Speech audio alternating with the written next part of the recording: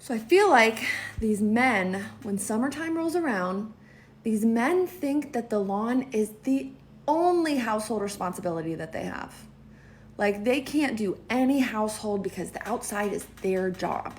It's what they do. And it's like, okay, you want to plant my flowers? You want to like water my flowers? You want to do all that shit too? Because he doesn't want to do any household chores because the lawn is what he does. And that's it. Give me the mower. I'll do it.